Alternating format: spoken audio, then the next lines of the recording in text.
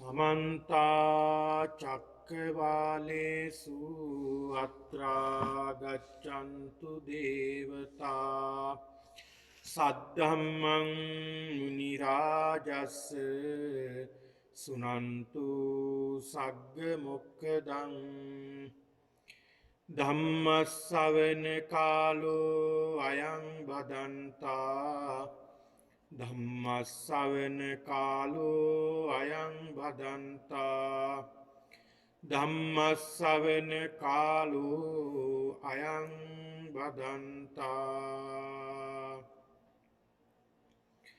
नमो तस् भगवतो अरहतो सम्मा सम्बुद्धस्स नमो तस् भगवतो अरहतो सम्मा सम्बुद्धस्स नमो तस् भगवतो अरहतो सम्मा सम्बुद्धस्स अट्टभन्ते महासमुद्रे अच्चर्या अम्बुता धम्मा महासमुद्रो भन्ते अनुपुब्बनिन्नो अनुपुब्बपोनो अनुपुब्बपम्भारो न आयतकेनेव पापातोति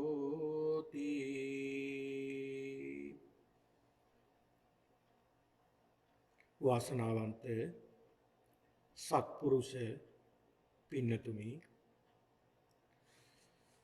අද දිනේ ඔබ සියලු දෙනාම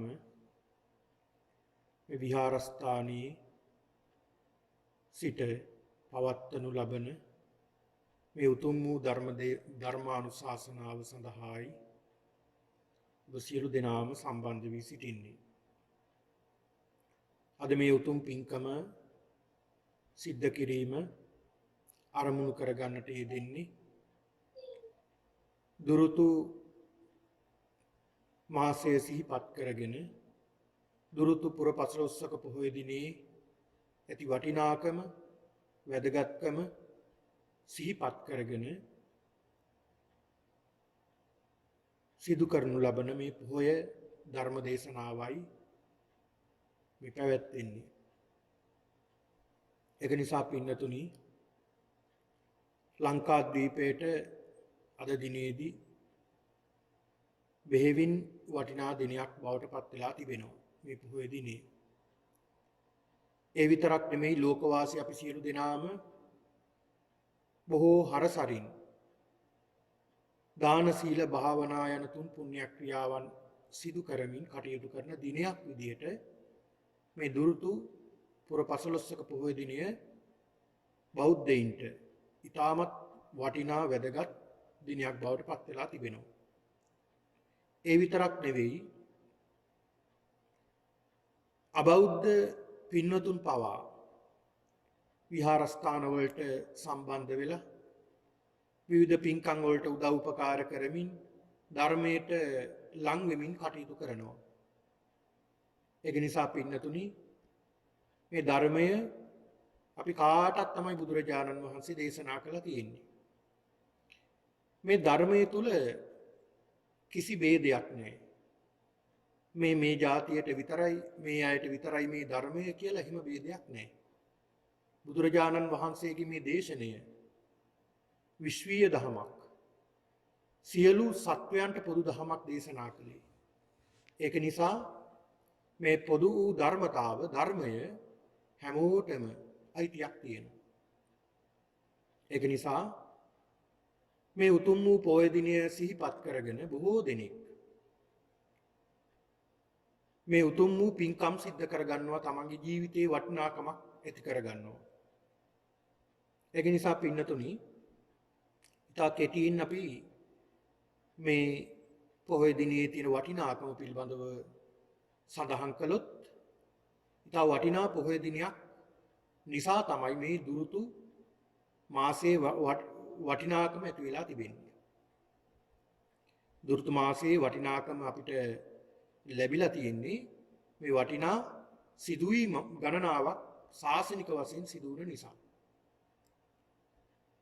මේ දුරුත්ත එහෙම නැත්නම් දුරුතු කියන මාසය වසරේ පළවෙනි මාසය. සිංහල ක්‍රමයට ගත්තොත් දුරුතු නවම් මැදින් බක් වෙසක් පොසොන් ඇසල නිකිණි බිනර වප්පිල් ඉල් උඳුවප් ආදී වශයෙන් සිංහල ක්‍රමයට අපි භාවිතා කරනවා. මේක ඉංග්‍රීසි ක්‍රමයට පින්නතුනි ජනවාරි කියලා තමයි අපි භාවිතා කරන්නේ. මේ දුරුතු කියන මාසය තුල තියෙන මේ පොහොය දිනේදී ඉතා වැදගත් සිදුවීම් රැසක් ශාසනික වශයෙන් සිදු වුණ දිනයක්. එදා භාග්‍යවතුන් වහන්සේ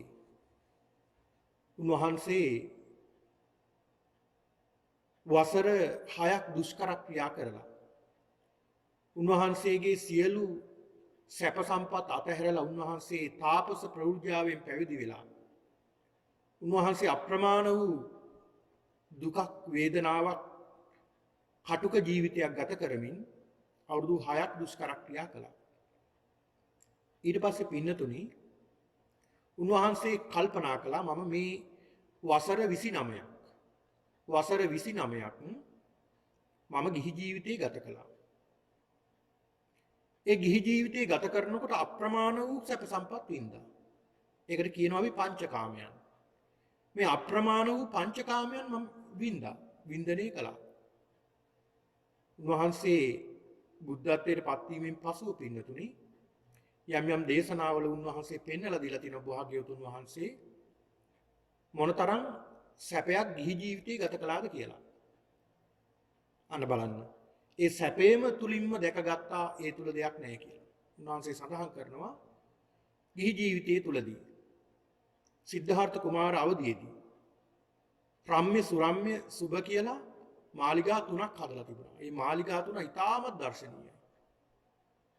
පින්නතුනි මේ මාලිගා 3 මොනතරම් වටිනවද කියලා කියනවා නම් ඉදි කරලා තිබුණ ආකාරය පිළිබඳව සඳහන් වෙනවා. ඒ පරිසරයේ ඒ ප්‍රදේශයේ උෂ්ණ කාලයක් නම් ඒ මාලිගාවේ ඇතුළත සීතලයි. එහි චිත්‍ර පවා ඇතුළේ ඇඳලා තියෙන්නේ දිය ඇලි ජලය තමයි ඇඳලා තියෙන්නේ. දිය පොකුණු චිත්‍ර වලින් පවා ප්‍රදර්ශනය කරන්නේ ඒ විදිහට. ඒතකොට සිතටත් සිසිලසක් දැනෙනවා. සම්පූර්ණයෙන්ම වායු සමනය කරලා තිබිලා තියෙන්නේ. එදා තාක්ෂණයට අනුව. සීත කාලයක් නම් ඇතුළත උෂ්ණත්වය ඇති වෙන විදිහට තමයි සකස් කරලා තියෙන්නේ. ඉන්දියාවට ගියාම පින්නතුනි දඹදිව වන්දනාව ගියාම ඔබට දැක බලා ගන්න පුළුවන්. ඒ නාලන්දා කියන විශ්වවිද්‍යාලය. අද වෙනකොට ඒක විනාශ වෙලා තිබෙන්නේ. නැවත ගොඩනගන්න සූදානමක් තිබුණු ආකාරයටම 13 වෙනි 14 වෙනි සියවසේ වෙනකොට ඉතාමත් දීප්තිමත් යුගයක් තමයි තිබිලා තිබෙන්නේ මේ නාලන්දා කියන විශ්වවිද්‍යාලය. ලෝකයේ තිබුණ ප්‍රථම විශ්වවිද්‍යාලය. විශ්වීය විශ්වවිද්‍යාලයක්. ඒකේ තිබුණ දැනුම මෙච්චරයි කියන්න බෑ. ඒකේ පින්නතුනි අවසානට ඒක විනාශ කරලා තිබෙනවා අන්‍ය ආගමිකයන් විසින්. ඒකේ අදටත් ඔය ඇත්තන්ට දැක ගන්න පුළුවන් කොහොමද ඒ විහාරස්ථාන එහෙම නැත්නම් මේ විශ්වවිද්‍යාල වික්ෂුන් වහන්සේලාට පරිහරණය කරන්න කොහොමද හදලා තියෙන්නේ නිර්මාණය කරලා තියෙන්නේ කියලා. ඇතුළත වායු සමනීකරණය කරලා පින්නතුනි. සීත කාලයට උෂ්ණයත් උෂ්ණ කාලයට සීතලත් වෙන විදිහට වායු සමනය කරලා තියෙනවා. ඒ තරමට තාක්ෂණය තිබිලා තියෙනවා. ඉතින් පින්නතුනි උන්වහන්සේ මේ කියන විදිහට උන්වහන්සේ සිද්ධාර්ථ කුමාර අවදීදී බොහෝ සැප සම්පත් විඳ කෙනෙක්. සඳහන් කරනවා මහණෙනි මම මොනතරම් සැප සම්පත් වින්දද? මහණෙනි ඒ මාලිගාවල සේවයට පවා හිටි කාන්තාවන් විතරයි. සුරූපී කාන්තාවන් හිටියේ. ඒ විතරක් නෙවෙයි. ඒ මාලිගාවල මුරේට හිටියේ මුරකාවල් යොදලා හිටියේ ස්ත්‍රීත් නොවන පුරුෂත් නොවන අය තමයි මුරේට තියලා තිබුණා කියන්නේ. උන්වහන්සේ සඳහන් කරනවා මහණෙනි මම උඩු මහලේ ඉඳලා පල්ලෙහා මහලට එන්නේ කාන්තාවන්ගේ සිව්මැලි අත් වලින් කියලා. ඒ තරමට උන්වහන්සේ සැප සම්පත් විඳ කෙනෙක්. ගිහි ජීවිතයේදී. මම මේ සඳහන් කළේ පින්නතුනි මේ අධික සැප සම්පත් විඳීම තුලින් උන්වහන්සේ බලනවා මේ බෝසතාණන් වහන්සේ බලනවා දැන් මම අවුරුදු 29ක් සැප වින්දා අධික කම් සැප වින්දා. ඒකෙන් මොනවද ලැබුණේ? ලැබුණ දේ පින්නතුනි කලකිරීම විතරයි. ඒකෙන් කිසි විමුක්තියක් ලැබුණේ නැහැ. එහෙනම් උන්වහන්සේ ඒක අතහැරියා. කාමසුකල්ලිකාණු යෝගිය. අධිකසේ ශරීරයට කම් සැප දීම නිවනට බාධාවක්. ඒක නිසා ඒ අතහැරියා. උන්වහන්සේ බලනවා දැන් මොකද්ද කරන්න තියෙන්නේ? ඒ වෙනකොට එදා සමාජයේ ඉන්දිය සමාජයේ තිබුණා ගිහි ජීවිතය අතහැරලා දාලා තාපස ප්‍රවෘජාවෙන් පැවිදි වෙලා ශරීරයට දුක් දෙනවා. ඒ තුලින් විමුක්තියක් ලබන්න පුළුවන් කියලා. උන්වහන්සේ බලනවා ඒ ක්‍රමයක් අනුගමනය කරලා බලනවා. උන්වහන්සේ අධික දුකක් දුන්නා තමන්ගේ ශරීරයට. ඔය ඉන්දියාවේ යනකොට පින්නතුනි දැක බලා ගන්න පුළුවන්.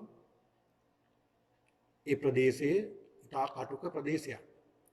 උන්වහන්සේ වැඩ සිටිය ගල් ගුහාවක ගල් ලෙනක් ඇතුලේ තමයි උන්වහන්සේ මේ දුෂ්කර ක්‍රියා සිද්ධ කළේ.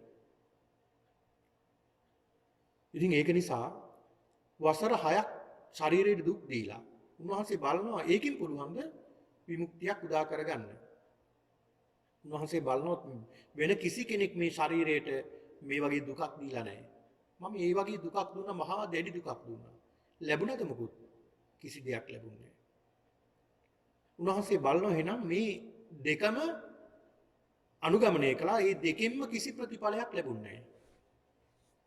අන්න බලන්න බුදු කෙනෙක් ලෝකෙට පින්නතුනි පහළ වෙනකොට උන්වහන්සේ මාර්ගය හොයාගෙන යන්න මොන තරම් දුෂ්කර කතාවක් තියෙන්නට ඕනේද?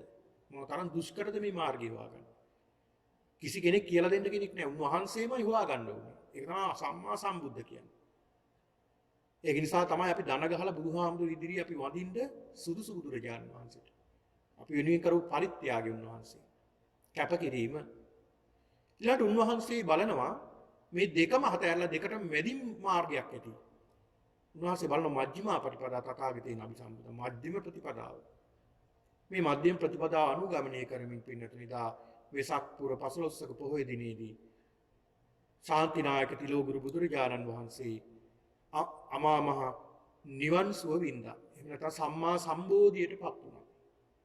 මේ සම්මා සම්බෝධියටපත් වෙලා උන්වහන්සේ ප්‍රථම රහත් 69 මේ ලෝකයට බිහි කරමින් ඒ අයට ධර්මයේ ප්‍රචාරය කිරීමට ධර්මයේ කියලා දෙන්න උන්වහන්සේ අවවාද කරලා උන්වහන්සේ නැවත වඩිනවා උරුවේලාවට. මේ උරුවේලාවට වඩින මොහොතේ උන්වහන්සේ බලනවා මේ උරුවේලාවට වඩින අවස්ථාවේදී උන්වහන්සේට මහමගදී අතරමගදී බද්දවග්ගිය කුමාරවරුන් 30 දෙනෙක් හම්බ වෙනවා. ඒ අයත් පැවිදි භාවයට පත් කළ ධර්ම ප්‍රචාරයට යොමු කළ උන්වහන්සේ බලනවා කාටද පිහිට වෙන්න ඕනේ. උන්වහන්සේ බලනවා මේ සසරේ පෙරම් පුරාගෙන ආපු කෙනෙක් ඉන්නවා. හැබැයි දැන් මිත්‍යා දෘෂ්ටිකයි. ඔහුත් හිතා ඉන්න ඔහු රහත් කියලා. විශාල පිරිසක් සමග. ඒ තමයි උරුවේලාවේ ජීවත් වෙන උරුවෙල් කාශ්‍යප. මේ උරුවෙල් කාශ්‍යප නිවැරදි මගට ගත්තොත් එයාගේ සහෝදරයෝ දෙන්නෙකුත් ඉන්නවා. නදී කාශ්‍යප, ගයා කාශ්‍යප කියලා. ඒ අය තමන්ගේ පිරිවර එක්කලා තමයි ජීවත් වෙන්නේ. මේ ගඟ අසබඩ තමයි එයාගේ ආශ්‍රම හදාගෙන තිබුණේ. ඈතින් ඈතට වෙන්නේ. උන්වහන්සේ බලනවා මේ ප්‍රධානියා එහෙම නැත්නම් මේ උරුවෙල් කාශ්‍යප දමනය කළොත් නිවැරදි මාර්ගය කියලා දුන්නොත් අනිත් අයත් මේ නිවැරදි මාර්ගයට එනවා. එඳ පිහිට වෙන්නට යන්න ඕන කියලා උන්වහන්සේ වඩිනවා. ඒ වැඩිහම් පින්නතුනි විවිධ කරදර බාධක දුක්ඛම් කටළු උන්වහන්සේ වින්දනය කරනවා. මොකද මේ පුද්ගලයාට එහෙම නැත්නම් උරුවෙල් කාශ්‍යප දින අනුකම්පාවෙන් පින්නතුනේද සඳහන් වෙනවා 1500ක් පමණ උන්වහන්සේ ප්‍රාතිහාර පෑවා කියනවා මේ උරුවෙල් කාශ්‍යප දමනය කරන්න. දැන් අපිට නම් බලන්න කෙනෙක්ට උදව්වක් කරන්න ගියොත් කෙනෙක් නිවැරදි මාර්ගයට ගන්න අපි එකවරක් උත්සාහ කරයි. දෙවරක් උත්සාහ කරයි. වැඩිම වුණ දෙතුන් පාරක් කියයි කියලා ඊට පස්සේ මොකද කරන්නේ? අපෝ ওই මිනිස්සයාට කියලා වැඩක් නැහැ. තේරුමක් නැහැ. නිකන් කටරි දෙනෙක් විතරයි වෙන්නේ කියලා අපි අතාරිනවා. ඒ අපේ උත්සාහය බලන්න භාග්‍යවතුන් වහන්සේගේ උත්සාහය. මොනතරම් උත්සාහයක් ගත්තද? ප්‍රාතිහාර 1500කට වැඩි ප්‍රමාණයක් උන්වහන්සේ පෙන්නුවා මේ උරුවෙල් කාශ්‍යප ගමනේ කරන්නේ. ඒත් බැරුව ගියේ තතහිරියේ නෑ බුදුහාමුදුරුවෝ. දවසක් පින්නතුනි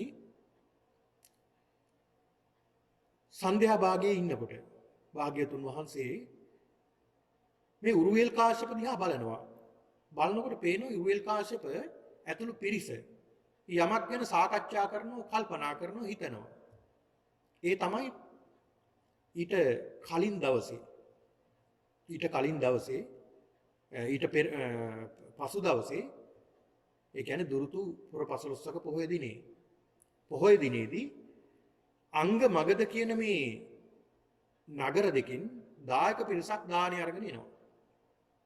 මේ අය කල්පනා කරනවා දැන් මේ දායකෝ එනකොට මේ ශ්‍රමණ භවත් ගෞතමය එහෙම තමයි පින්නතුනේ ඉස්සර කතා කළේ බුදුහාමුදුරන්ට. බුදුහාමුදුරු කියන්නේ මේකට ශ්‍රමණ භවත් ගෞතමයා. ගෞතම නමින් තමයි උන්වහන්සේ බුද්ධත්වයට පත් උනේ.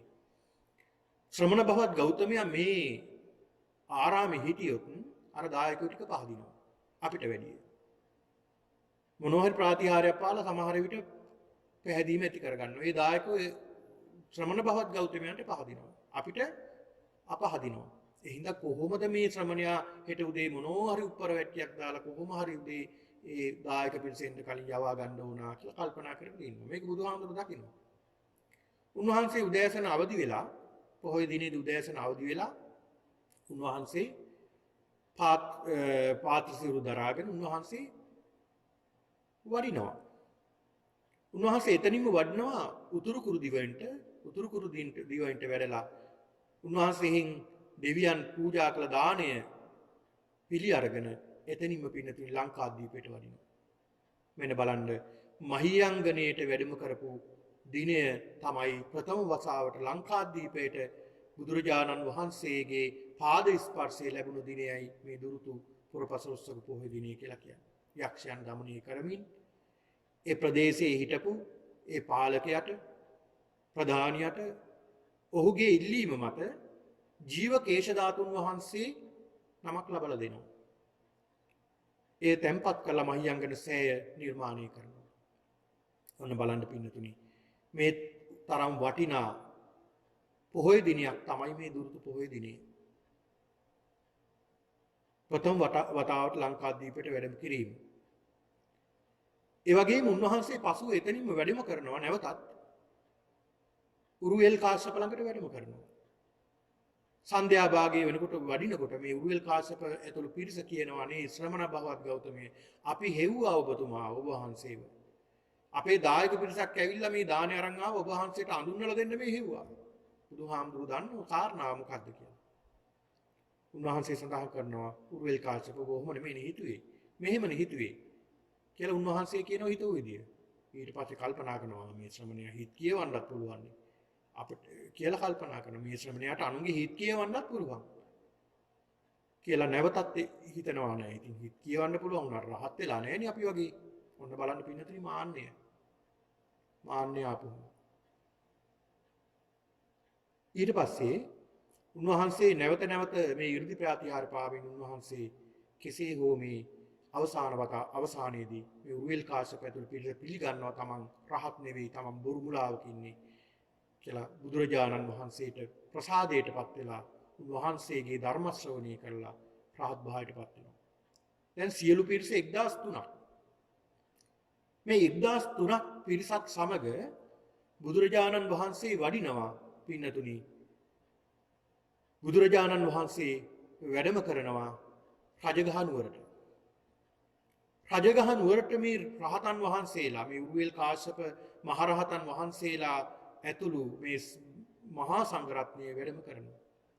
මෙහෙම වඩනකොට කල්පනා කරනවා ජනතාව. ඒ ප්‍රදේශයේම බොහොම කීර්තියකට පත් වෙලා හිටියේ මේ උරුවෙල් කාශ්‍යප, නදී කාශ්‍යප, ගයා කාශ්‍යප මේ අය රහත් වෙලා කියලා. කල්පනා කරනවා ජනතාව බලන අය කල්පනා කරනවා මේ ශ්‍රමණ භවත් ගෞතමයන් මෙයාගේ ගෝලයෙක් වෙලාද නැත්නම් මේ අය ශ්‍රමණ භවත් ගෞතමයන්ගේ ගෝලයෙක් වෙලාද කියලා. ඔන්න බලන්න. කෙසේ හෝ පින්නතුනි මේ රජගහ නුවරට වැඩම කරලා සේනිය බිම්බිසාර මහරජතුමාට ධර්ම ශ්‍රවණය කරලා රයිතුමත් සෝවාන් ඵලයේ පිහිටවලා ඒ තුලින් පින්නතුනි ප්‍රථම ආරාම පූජාවක් සිද්ධ කරලා මේ සියලුම දේ සිදු වුණ වටිනා දිනයක් විදියට පින්නතුනි අපිට සිහිපත් කරන්නට පුළුවන් මේ දුරුතු පුර පසළොස්වක පොහොය දිනේ. ඔබත් මමත් අපි සියලු දෙනාම මේ ධර්ම ශ්‍රවණය කරන්නේ ඒ බඳු වටිනා පොහොය දිනයක් සිහිපත් කරගෙන. ඉතින් ඒක නිසා පින්නතුනි ධර්ම ශ්‍රවණය කිරීම ඉතාමත් වටිනවා. කෙසේ හෝ බණපදයක් ශ්‍රවණය කිරීම ඉතා වටිනා කාරණාවක්. ධර්ම ශ්‍රවණය කිරීමේ වටිනාකම බුදුහාමුදුරු පෙන්ලා දෙනවා. කුමන හෝ අවස්ථාවක තමන්ගේ සිත මිදෙන අවස්ථාවක් එනවා. ඒක කුමන අවස්ථාවේද කියන්නට බෑ. ඒක නිසා නිතර බණ අහන්න කියලා බුදුහාමුදුරු පෙන්ලා දුන්නා. අද පින්නතුනි මම මේ පින්නතුන්ට ධර්ම දේශනාව සඳහා මාතෘකා කරගන්නට යෙදුනේ අංගුත්තර නිකාය. පහාරාද කියන මේ සූත්‍ර දේශනාවේ. පහාරාද කියන මේ සූත්‍ර දේශනාව. ඔබ මේ සූත්‍ර දේශනාව සමාහිත ශ්‍රවණය කරලත් ඇති. නැවත ඔබට මතක් වෙනවා එහෙම ශ්‍රවණය කරලා තියෙනවා නම් මේ සූත්‍ර දේශනාව. මේක සඳහන් වෙන පින්නතුනි අට්ඨ භන්තේ මහා සමුද්දේ අච්චරියා අබ්භූතා ධම්ම මහා සමුද්දෝ භන්තේ අනුපුබ්බ නින්නෝ අනුපුබ්බ පෝනෝ අනුපුබ්බ පබ්බාරෝ න ආයතන කේනේච පපාතෝ. මේ සූත්‍ර දේශනාව පින්නතුනි දේශනා කරන්නේ පහාරාද කියන මේ අසුරයා මුල් කරගෙන තමයි දේශනා කරන්නේ. පහාරාද කියන මේ අසුරයා. ඔය සූත්‍ර දේශනාවල අසුරයෝ සමහර අවස්ථාවල බුදුරජාණන් වහන්සේ හමු වීමට ඇවිල්ලා තියෙනවා.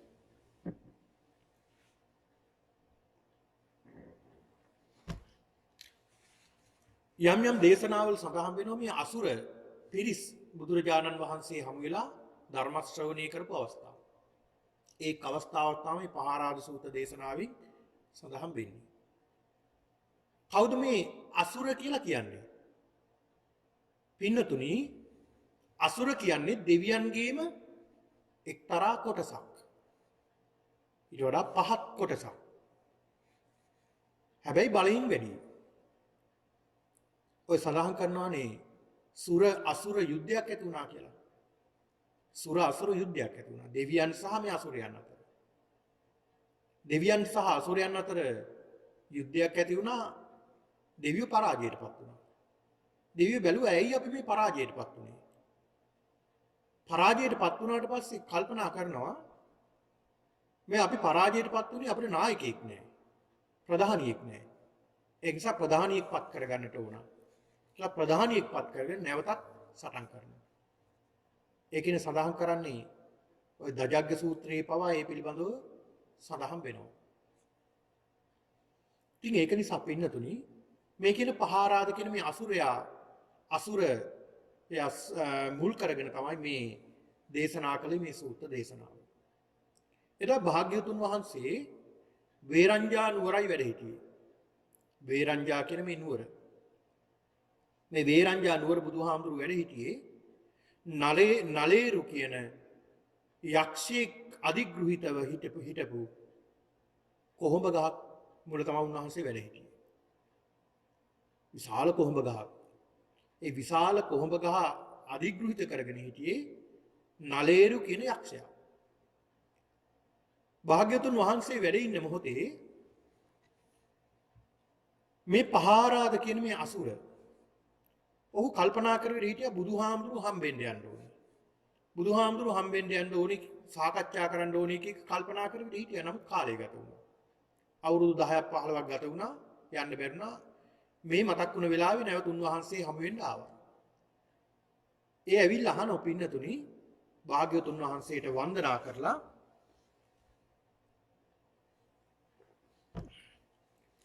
අහනවා බුදුහාමුදුරුවෝ නැත්නම් භාග්‍යවතුන් වහන්සේ ඔබ වහන්සේගේ ශාසනයට මෙච්චර මේ තරමටම කැමැත්තෙන් ඇයි මේ භික්ෂුන් වහන්සේලා මේ ශාසනයට ඇතුල් වෙලා මේ තරම් කැමැත්තෙන් ශාසනයේ පෙරම්දම් පුරන්නේ ඇයි මේ තරම් කැමැත්තක් මේ තියෙන්නේ මොකද මේ සිව්වනක් පිරිස මේ තරම් මේ ශාසනයට ලැබියාවක් දක්වන්නේ හේතුව මොකක්ද කියලා ඇහුවා. වටිනා ප්‍රශ්නයක්. යම් යම් අයටත් ওই ප්‍රශ්නේ තියෙනවා. ওই ගැටලුව තියෙනවා. ඇයි මේ තරම් මේ මිනිස්සු මේ ධර්මයට ලැබි? සමාජයට පිටින් ඉඳලා බලන අන්‍යාගමික කෙනෙකුට හිතෙනවා එහෙම දෙයක්. ඇයි මේ අය මේ තරම් පන්සලට ලැබි? පන්සලට එකතු. ඇයි මේ ධර්මයට එකතු? ඇයි මේ තරම් ධර්මයට කැමැත්තක් දක්වන්නේ?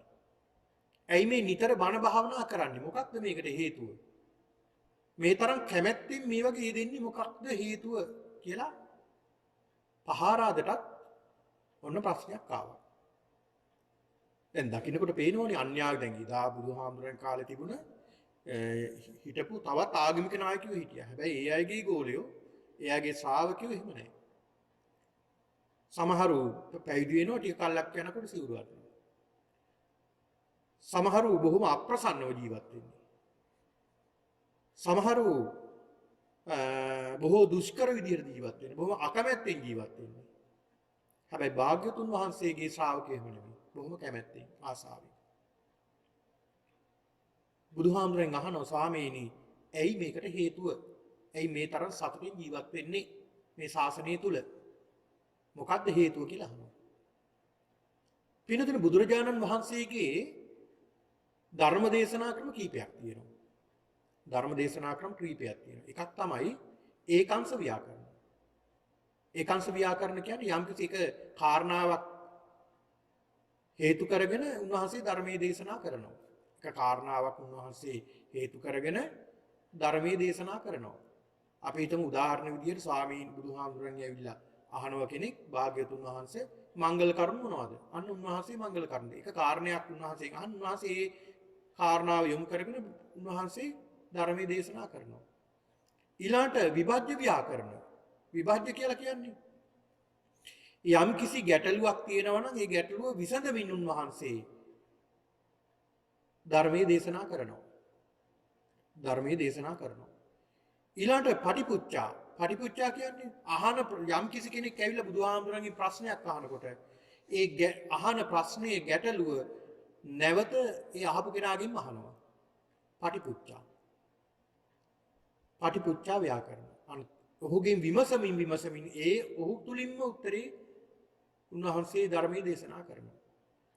සමහර අවස්ථාවල ඨපනීය කියලා සඳහන් වෙනවා. ඒ අවස්ථාවල පින්නතුනි කිසි ගැටලුවකට උන්වහන්සේ ඉදිරිපත් කරන ගැටලුව වලට උත්තර දුන්නේ නැති අවස්ථාවක් තියෙනවා. උත්තර දුන්නේ නැති අවස්ථාවක් තියෙනවා. මොකද එයා ඒකෙන් පැටලෙන්න ගන්නවා. ඒකට දුන්නොත් උත්තර. දැන් කෙනෙක් ඇවිල්ලා අහනවා බුදුහාමුදුරන්ගෙන් ස්වාමීනි ආත්මය කියලා එකක් තියෙනවද? උන්වහන්සේ තියෙනවා කියලා උත්තර දුන්නොත් උන්වහන්සේ කියපු දේ වර්ධිනවා. ඒ කියන්නේ උන්වහන්සේ ආත්මයක් කියලා එකක් දේශනා කරන්නේ අනාත්මනේ. දැන් යා ඊට පස්සේ උන්වහන්සේ අහනවා එහෙනම් ආත්මයක් නැද්ද? නැහැ කියලා කිව්ව ශූන්‍යයි කියලා එනවා එතන. ඒ නිසා උන්වහන්සේ එකකින් වැළකුණ ආනන්ද හාමුදුරන්ට උන්වහන්සේ පසුව දේශනා කරන ආනන්ද මම උත්තර දුන්නේ නැත්තේ ඔහු සම්පූර්ණයෙන්ම ව්‍යාකූල වෙනවා. මේකට උත්තර දුන්නොත් ඒක නිසා නිහඬව හිටියේ. ඉතින් පින්නතුනි මේ පහාරාද අහපු ප්‍රශ්නෙට ප්‍රහාරාදකින් උන්වහන්සේ අහනවා ප්‍රශ්නයක්. පහාරාද මමත් ප්‍රශ්නයක් අහන්නම්. ඔබ කොහෙද ජීවත් වෙන්නේ? ස්වාමීනි අපි ජීවත් වෙන්නේ මහා මුහුද ජලය ඇසුරු කරගෙන. ජලය ඇසුරු කරගෙන තමයි මේ අසුරයෝ ජීවත් වෙන්නේ. අහස ඇසුරු කරගෙන දෙවියෝ ජීවත් වෙනවා. සමුද්‍රය ඇසුරු කරගෙන අසුරයෝ ජීවත් වෙනවා. එතකොට පින්නතුනි මේ පහාරාද සඳහන් කරනවා ස්වාමීනි අපි බොහෝම කැමතියි. බොහොම ආසයි මේ මහමුහුදට. ඇයි මේ මහමුහුදට අපි ආසා? ස්වාමීනි කරුණු 8ක් ආශ්චර්ය කරුණු 8ක් තියෙනවා. අසිරිමත් කරුණු 8ක් තියෙනවා. මෙන්න මේ අසිරිමත් කරුණු 8 මේ අසිරිමත් කරුණු 8 නිසායි අපි බොහෝම කැමති ප්‍රියමනාප මේ මහා සමුද්‍රයට. මොනවද මේ කරුණු 8? පින්නතුනි මේ මහා මුහුදේ පළවෙනි ආශ්චර්යමත් කාරණාව තමයි මේ මහා මුහුද මේ සාගරේ පිහිටලා තියෙන ක්‍රමානුකූලව පිළිවෙලක් තියෙනවා. පිළිවෙලට පිහිටලා තියෙන්නේ. කොහොමද මේ මහා සමුද්‍රයේ පින්නතුනි එක පිළිවෙලකට තමයි මේ මහා සමුද්‍රයේ පිහිටලා තියෙන්නේ. ඕනම තැනකින් ගත්තොත් මේ මහා සමුද්‍රයේ පිළිවෙලක් තියෙනවා. ඒ පිළිවෙලින් තමයි ගැඹුරු කරා යන්නේ. එක පාටම ගැඹුරට යන්නේ නැහැ. දැන් මුහුද ගාවට ගියාම අපිට පුළුවන් මේ රැල්ල පා ගන්න. එතකොට මේ කකුල් තෙමෙන්න අපිට මේ රැල්ල පා ගන්න පුළුවන්. තව ටිකක් ඉස්සරහට යනකොට තව ටිකක් ගැඹුරුයි. තව ටිකක් ඉස්සරහට යනකොට තව ටිකක් ගැඹුරුයි. මෙහෙම ටිකෙන් ටික පිළිවෙලින් පිළිවෙලට තමයි පිළිවෙලට අනුක්‍රමයෙන් තමයි අර ගැඹුරු කරා යන්නේ. හරි ලස්සනයි ඒක. හරි පිළිවෙලයි. කාරි ආශ්චර්යමත් කාරණාවක්. දැන් ගඟක වැවක පොකුණක වගේ විලක වගේ පින්නතුනේ එහෙම නැහැ. සමහර තැන් එහෙම නොගැඹුරු තැන් තියෙනවා. එක පාටම ගැඹුරු වෙන තැනුත් තියෙනවා. බහිනකොටම. හැබැයි මහ මුහුද එහෙම නෙමෙයි. අනේ ඒක නිසා ස්වාමීනි අපි හරි කැමතියි මේ මහ මුහුදට මේ අසුරුවේ විදිහට ඊළඟට සඳහන් කරනවා. ස්වාමීනි මේ මහ මුහුදේ රැලි ඇවිල්ලා වෙරළ ගාවින් නවතිනවා. එතනින් එහාට යනවා. දැන් ඔය සුනාමි වගේ අවස්ථාවක් ආපුවම අස්වාභාවික අවස්ථාවක් ආපුවම ඉදිරියට යනවා විනාශ කරගෙන. නමුත් මේ මහ මුහුදේ සාමාන්‍ය ස්වභාවය තමයි මහ මුහුදේ රැලි වෙරළ ඉක්මවන්නේ නැහැ. වෙරළින් නවතිනවා. වෙරළට ඇවිල්ලා ඈත ඉඳලා ඉන්නේ ඇවිල්ලා වෙරළ ගාවට ඇවිල්ලා නවතිනවා. එතනින් එහාට යන්නේ නැහැ. ස්වාමීනි ඒකත් ආශ්චර්ය කාරණාවක්. ඒක නිසා අපි මේ මහ මුහුදට හරි කැමතියි. ඊළඟ සඳහන් කරනවා ස්වාමීනි මේ මහ මුහුදේ මලකුණු නම් තියාගන්නේ නැහැ. මේ මහ මුහුදේ එක ආශ්චර්යමත් කාරණාවක් තමයි කුණු තියාගන්නේ නැහැ. කුණු තියාගන්නේ නැහැ මේ මහ මුහුද. දැන් බලන්න උදාහරණයක් විදිහට බලන්නකො මහ මුහුදේට ගියාම අපි හිතමු කෙනෙක් කුණු විශාල ප්‍රමාණයක් අරගෙන ගිහිල්ලා මහ මුහුදේ මැදට ගිහිල්ලා දානවා. නැවකින් අරගෙන ගිහිල්ලා මහ මුහුදේ මැදට අරගෙන ගිහිල්ලා දැම්මා කියලා. අනේ අර නැවෙන්න කලින් අර කුණු ටික ඔක්කොම මොකද වෙලා තියෙන්නේ? ඔක්කොම මහ මුහුදෙන් ඉවත් කරලා වෙරළට ගොඩ ගහලා. වෙරළට ගොඩ ගහලා. මේ මහ මුහුදේ තියාගන්නේ නැහැ මේ කුණු. බලන්න මහ මුහුද මොන තරම් ආශ්චර්යද? මල කුණු රැඳෙන්නේ නැහැ. පින්නතුනි මිනිහෙක් ඕ සතෙක් ඕ මැරුණාම දවස් 3යි මේ මහ මුහුදේ තියෙන්නේ. ඉවත් කරනවා. මහ මුහුද හරි පිරිසිදුයි. අන්න බලන්න. මේ මහ මුහුදේ තියෙන තවත් අසිරිමත් කාරණාවක් ඒක. ඊළඟ සඳහන් කරන ස්වාමීනි මේ හතරවෙනි තව කාරණාවක් තියෙනවා. හතරවෙනි කාරණාව විදිහට මේ මහ මුහුදට විවිධ දැන් මේ ඉන්දියාවනේ උන්වහන්සේ වැඩ සිටි ඉන්දියාවනේ මේ ඉන්දියාව ඇසුරු කරගෙන සඳහන් කරනවා මේ පහාරාද සඳහන් කරන ස්වාමීනි මේ පංචමහා ගංගාවන්. දැන් විශාල ගංගාවන් ඉන්දියාවේ තියෙනවා මහා ගංගා පහක් තියෙනවා. මහා ගංගා පහක් තියෙනවා ඉන්දියාවේ. විශාල ගංගා ඒවා. විශාල ගංගා. ඒ ගංගා පහම ගලාගෙන ගංගා යමුනා ආචිර්යවදී නදී මහී සරබු කියලා මේ ගංගා පහක් තියෙනවා. මේ පංචමහා ගංගාවන්ම ගලාගෙන ඇවිල්ලා මහ මුහුදට වැටෙනවා. මහ මුහුදට එකතු වෙනවා. මේ මහ මුහුදට එකතු වුණාම කිසි කෙනෙකුට කියන්න බෑ මේ ගංගා ජලය තමයි මේ මහ මුහුදේ මෙතන තියෙන්නේ. අර පැත්තේ පේන්නේ යමුනා නදියේ. එහෙම කාටවත් කියන්න පුළුවන්ද? බෑ. කිසි කෙනෙකුට කියන්න බෑ. වෙන් කරන්න බෑ. සියලුම ජලය එක ජලයක් බවට පත් වෙනවා. දැන් කලින් එහෙම නෑ. ඒ කියන්නේ ගංගා ජලයේ කාට හරි කියන්න පුළුවන් මේ ගංගා නම් මේ ගඟේ ජලය. මේ නදී මේ අහවල් ගඟේ කියලා කියන්න පුළුවන්. හැබැයි දැන් මහ මුහුදට වැටුණාට පස්සේ කියන්න බෑ. ස්වාමීනි අන්න ඒක නිසා අපි හරි කැමති මේ මහ මුහුදට. ඊළඟ ස්වාමීනි භාග්‍යවතුන් වහන්සේ මේ මහ මුහුද කොච්චර ගංගා ගලාගෙන එනවද? දැන් ඔය මේ දේශනාව සිද්ධ කරන්නේ ඉන්දියාවේනේ. දැන් මේ වගේ රටවල් මොන තරම් විශාල ගංගා තියෙනවද? ඇමරිකාව, කැනඩාව ඊළඟට අනිකුත් රටවල් මොන තරම් විශාල ගංගා තියෙනවද? ඒ සියලුම ගංගා ගලාගෙන ගිහලා කොහරද වැටෙන්නේ? මහ මුහුදට ජලය වැටෙන්නේ. කොච්චර ජලය වැටුණත් මහ මුහුදට එකතු වුණත් මේ මහ මුහුද උතුරනවද? ඉතිරීමක් වෙන්නේ නැහැ, පිරීමක් වෙන්නේ නැහැ. ඒ ගානම තමයි. ඒ ගානම තමයි. ටිකක් කල්පනා කරලා බලන්න මොන තරම් ජල කඳක් මේ මහ පොළොවේ තියෙන, එහෙම නැත්නම් මේ භූමියේ තියෙන ජලය ගංගා මාර්ගයෙන් මොන තරම් විශාල ජල කඳක් මහ මුහුදට එකතු වෙනවද? මේ ජලය වැඩිවීමක් තියනවද? නැහැ. වැඩිවීමක් නැහැ. ඒක නිසා ස්වාමීනි අන්න ඒකත් එක කාරණාවක් මේ මහ මුහුදේ තියෙන අසිරිමත් කාරණාවක්. ඊළඟ ස්වාමීනි තවත් කාරණාවක් තියෙනවා. ඒ තමයි මේ මහ මුහුදට වැටුණු ජලය සියල්ලම එකම ජලයක් බවට පත් වෙනවා. එකම රසයක් තියෙන්නේ. දැන් මේ ප්‍රදේශයෙන් අපි හිතමු මේ කැනඩාව ප්‍රදේශයෙන් දිව ගාලා බලනවා මහ මුහුදේ ජලය ලුණු රහයි. ආය ශ්‍රී ලංකාවට ගිය දවසක ශ්‍රී ලංකාවේ පැත්තෙනුත් දිව ගාලා බලනවා ඒත් ලුණු රහයි. මොන රටකට ගිහිල්ලා බැලුවත් මුහුදේ ජලය එකම රසක් තියෙන්නේ. ලුණු රස, ලවණ රසය. ලුණු රස. ආන් ඒක නිසා ස්වාමීනි භාග්‍යවතුන් වහන්සේ මේ මහ මුහුදට හරීම කැමතියි අපි. එකම රසයක් තියෙන්නේ. එකම රසයක් තියෙන්නේ මේ මහ මුහුදේ. ජලයේ ලවණ රසය තියෙන්නේ. ඒක නිසාත් කැමතියි.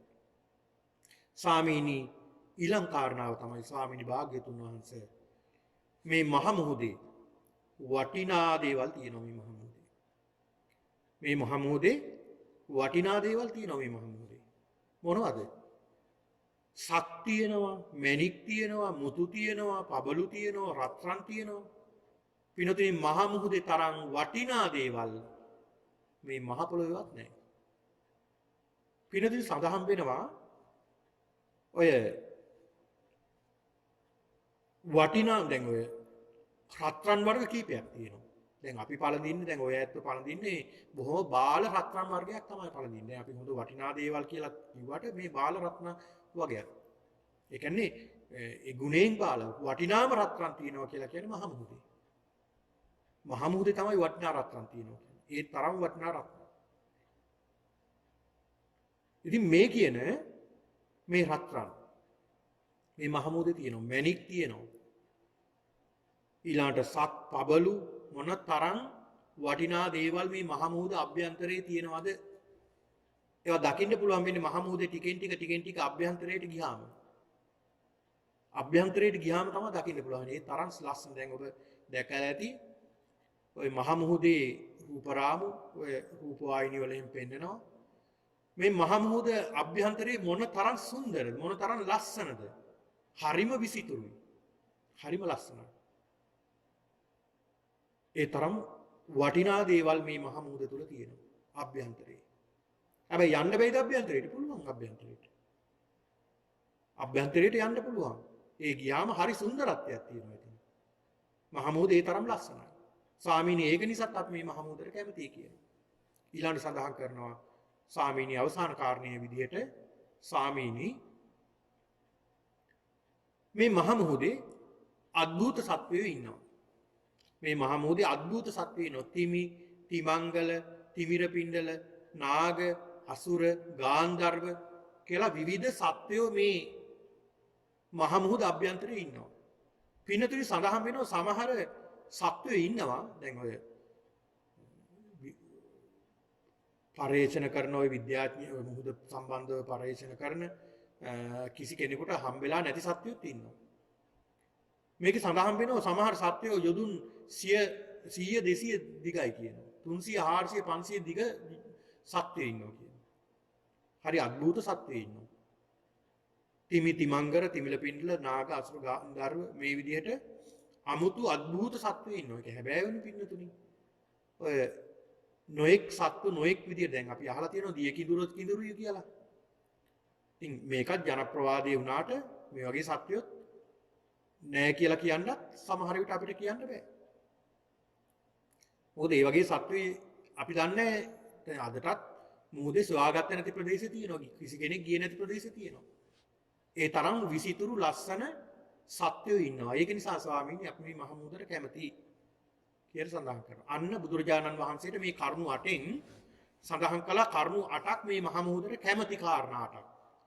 බුදුරජාණන් වහන්සේ දැන් මේ කාරණා 8ම පාදක කරගෙන උන්වහන්සේ පෙන්වලා දෙනවා.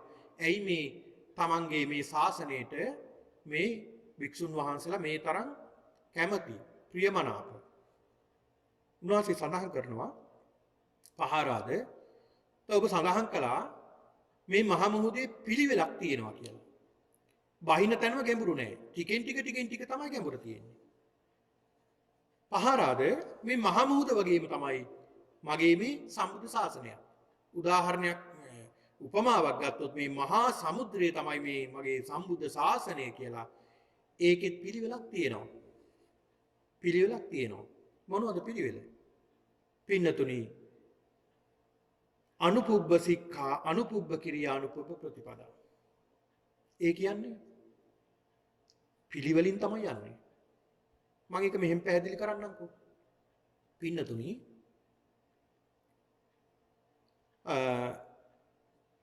ඒකේ අනුපිළිවෙලට ගියේ නැත්තම් කෙනෙකුට එපා වෙනවා. ඒක නිසා තමයි මේ සම්බුද්ධ ශාසනයේ අනුපිළිවෙලක් බුදුහාමුදුරු පෙන්නලා දීලා තියෙන්නේ. දැන් බලන්න උදාහරණයක් විදිහට ගත්තොත් අපි හිතමු මෙහෙම කෙනෙක්. අපි හිතමු දැන් උදාහරණයක් විදිහට මේ කැනඩාවේ මේ ප්‍රදේශයේ කෙනෙක්. අපි හිතමු කවදාවත් පන්සල් යන්නේ නැති කෙනෙක් බෞද්ධ කෙනෙක්. අපි හිතමු බෞද්ධ වුණාට පන්සල් යන්නේ නැහැ. වැඩි පන්සල හුරු නැහැ. ඊළඟට ඒ කෙනාට වැඩි ධර්මයක් හුරු නැහැ ඒක නිසා. එහෙමයි ඉන්නවනේ. දැන් ඒ කෙනා එනවා පන්සලට. එයා ටික පන්සලට දවස් අපි හිතමු පන්සලට එනවා අහම්බෙන් කවුරු හරි යාළුවෙක් එක්කලා එනවා. ඒ යාළුවා එක්කලා ආපුවාම එයා ආපු ගමන් ඇවිල්ලා බිම වාඩි වෙලා චතුරාර්ය සත්‍ය මෙනෙහි කරයිද? එහෙම නැත්නම් පටිච්චසමුපාදය මෙනෙහි කරයිද? භාවනා කරයිද? නෑ. එයා කිසි දෙයක් දන්නේ නෑ. එයාට අනුපිළිවෙලක් තියෙනවා. එයා ටිකක් ඇවිල්ලා බලනවා මෙතන මොනවා හරි යහපත් වැඩසටහනක් සිද්ධ වෙනවා මේ පන්සලේ. යහපත් වැඩසටහනක් සිද්ධ වෙනවා. අපි තුමු බෞද්ධ වූ අබෞද්ධ කෙනෙක් වේවා. ඒ ආවට පස්සේ එයා බලනවා මෙතන බුද්ධ වන්දනාව සිද්ධ කරනවා. මේ ප්‍රතිමා වහන්සේටත් වන්දනා කරනවා. ගිලම්පස දානෙත් පූජා කරනවා. බෝධි පූජාත් පවත්වනවා. ආශිර්වාදත් කරනවා. ඔහු ටිකක් ඇවිල්ලා වාඩි වෙලා කල්පනා කරනවා අද හිතට හොඳයි වෙනදට වඩා. මේ කට්ටියත් එක්කලා මම මේ පොඩක් නිහඬව හිටියානේ වන්දනා කළානේ මේ අය කියන දේ අහගෙන හිටියානේ. හිතට අද ටිකක් හොඳයි.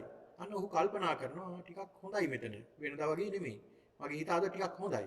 ඒක නිසා හිතට සතුටුයි ආය දවසක ඉන්න ඕනේ. දැන් ඔහුගේ හිත මොකද වෙලා තියෙන්නේ? ඔහුගේ සිත මේ ප්‍රදේශයේ මේ දහමට ටිකක් ඇලිලා තියෙනවා. කැමති වෙලා තියෙනවා. ඔව් මෙහෙම ටික ආවට පස්සේ එයා මොකද කරන්නේ? එයා පොඩි දේවල් වලට තමයි යොමු වෙන්නේ. වන්දනා කරනවා, ඇවිල්ලා මල් පූජා කරනවා, බෝධි පූජා පවත්වනවා. මෙහෙම කරනකොට පින්නතුනේ මෙයාට පේනවා සිල් සමාදන් වෙනවත් කට්ටිය. සිලුත් සමාදන් වෙනවා. ඉතින් එයා ඇවිල්ලා මේ සිල් සමාදන් වෙන අයට උපස්ථාන කරන්නත් එනවා. දානි හදාගෙන එනවා, දානි පූජා කරනවා. මේ විදිහට ටික කරගෙන යනකොට මෙයා කල්පනා කරනවා මමත් ටිකක් සිල් ගත්තොත් මොකද? සිල් අරන් බලන්න ඕනේ. සිල් සමාදන් වෙනවා. අන්න ඔහුගේ තව සිත තවත් දහමට යොමු වෙනවා. සිල් සමාදන් වෙන කෙනා ටික කාලයක් යනකොට කල්පනා කරනවා දැන් මේ සිල් සමාදන් වෙනකොට භාවනාවක් කියලා දෙනවා. මාත් වාඩි වෙලා ඉතින් අහගෙන ඉන්නවා. ඒකෙත් මොනවද දන්නේ නැති ඉතින් ටිකක් කරලා බලන්න ඕනේ. අන්න භාවනාවට යොමු වෙනවා. බලන්න පිළිවෙල ඉන්න. මොනතරම් පිළිවෙලක්ද? ඉතින් ඒක නිසා අපි මේ පුංචි දේවල් පව අතාරින්න හොඳ නැහැ. දැන් සමහරව සඳහන් කරන බෝධි පූජා ලැබීම වැඩක් නැති ක්‍රියාවක්, බුද්ධ පූජා පැවැත්වීම වැඩක් නැති ක්‍රියාවක්. දැන් ඒ අයට වැඩක් නැති වුණාට අර ප්‍රාථමිකව එන කෙනා අනුපිළිවෙලට තමයි එන්නේ. එයා මෙතෙන්ට ඇවිල්ලා බලන්නේ මේ දේවල්. ඒ වගේ අර්ථයක් නැත්තම් මේ බෞද්ධයෝ කරගෙන ඉන්නේ නැහැනේ. එහෙම හෝ මේ පුද්ගලයාගේ සිත පහදින්න තමයි මේ ශාසනය හැදිලා තියෙන්නේ. ශාසනය හැදිලා තියෙන්නේ. දැන් එහෙම දෙයක් අවශ්‍ය නැත්තම් එදා බුදුරජාණන් වහන්සේ ආනන්ද හාමුදුරන්ගේ මූලිකත්වයෙන් ආනන්ද බෝධි රෝපණය කරයිද භාග්‍යතුන් වහන්සේනට වන්දනා කරන්න? නෑ. එහෙම කරන්නේ නෑනේ. මේ බුදුරජාණන් වහන්සේ දකින්නවා, පේනවා මේ පුද්ගලයෝ එනවා, ඇවිල්ලා මේක එකපාරටම මෙතන මේ ධර්මයේ කියලා දුන්නට වැටහෙන්නේ නෑ. ටිකෙන් ටික අනුපිළිවෙලින් යන්න ඕනේ ක්‍රමයක් තියෙන්නේ මේ. අනුපුබ්බ සික්ඛා, අනුපුබ්බ කිරිය, අනුපුබ්බ ප්‍රතිපදා. අනුපිළිවෙලක් තියෙනවා. මේ අනුපිළිවෙලට තමයි යන්න ඕනේ. ඒ නිසා පින්නතුනේ මේ අනුපිළිවෙල කඩාගත්තොත් බෑ. මේ අනුපිළිවෙල තියෙන්න ඕනේ. ඒ අනුපිළිවෙල තමයි යනවා. දැන් භාවනා කරනකොටත් අනුපිළිවෙලක් තියෙනවා. සිල් ගන්නකොටත් අනුපිළිවෙලක් තියෙනවා. ඒ පිළිවෙලට තමයි යන්න ඕනේ. අර මහා මොහොතේ පිළිවෙලට පිහිටලා තියෙනා වගේ මේ සම්බුද්ධ ශාසනයේ මේ ධර්මයක් පිළිවෙලට පිහිටලා තියෙනවා. ඒක නිසා තමයි මේ ශ්‍රාවකයෝ කැමති. ශ්‍රාවකයෝ කැමති. අපි හිතමුකෝ මේ විහාරස්ථානයේට දායක අපි හිතමු පිරිස ඉන්නවා 400ක් ඉන්නවා කියලා උදාහරණ විදියට. මේ 400 දෙනාටම ඊමේල් එකක් යනවා අහවල් දවසේ සිල් සමාදන් වෙනවා අනිවාර්යෙන් එන්න කියලා. සිල් සමාදන් වෙනවා අනිවාර්යෙන් එන්න. කී දෙනෙක් එයිද? එන්නේ නැහැ. ඇයි? ඒ අයට තාම හුරු නැහැ. හැබැයි ඒ ඊමේල් එකේ දැම්මොත් සඳහන් කරලා යවුවොත් අපි මේ අහවල් දවසේ මේ වගේ සම්බුද්ධ පූජාවක් පවත්වනවා, බෝධි පූජාවක් පවත්වනවා, සියලු දෙනාටම මේ වන්දනා කරලා තුන්රුවන්ගේ ආශිර්වාදේ ප්‍රාර්ථනා කරනවා එන්න කියලා කිව්වොත් අර සිල් ගන්න එන්න කියලා යවුව ඊමේල් එකට වැඩිය ඒක ප්‍රතිචාරය වැඩි. ඇයි? බොහෝ දෙනෙක් කැමති ඒවට. ඒ අය ටික ටික එනවා මෙතෙන්ට. ටික ටික එන්නේ. ඒ අයගේ හිත ටික ටික නැවෙනවා මේ සිල් ගන්න භාවනා කරන්න. ඒක ටිකෙන් ටික හිත නැවෙන්නේ අය. අන්න බලන්න. ඒක නිසා පින්නතුනි මෙන්න මේ අනුපුබ්බ මේ අනුපිළිවෙල මේ මහා මොහොතේ අනුපිළිවෙලක් තියෙනවා වගේ බුදුහාමුදුරු පෙන්ලා දෙනවා පහාරාද මේ ශාසනයේ අනුපිළිවෙලක් තියෙනවා. ඉස්සරලාම පැවිදි වෙනවා.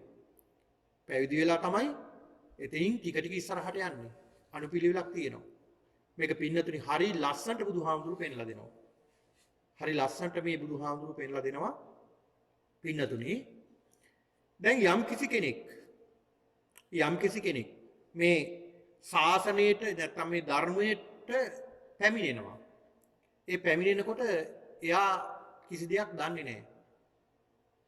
එයා ඇති කරගන්න ඕනේ මොකක්ද? එයාට ඇති කරගන්න ඕන ලෞකික සම්මාදිට්ඨිය. මොකද්ද මේ ලෞකික සම්මාදිට්ඨිය? එක පාටම නිවන්ට යන්න බෑනේ උහුට. ඒකේ ඔහුගේ පිළිවෙලක් තියෙනවා.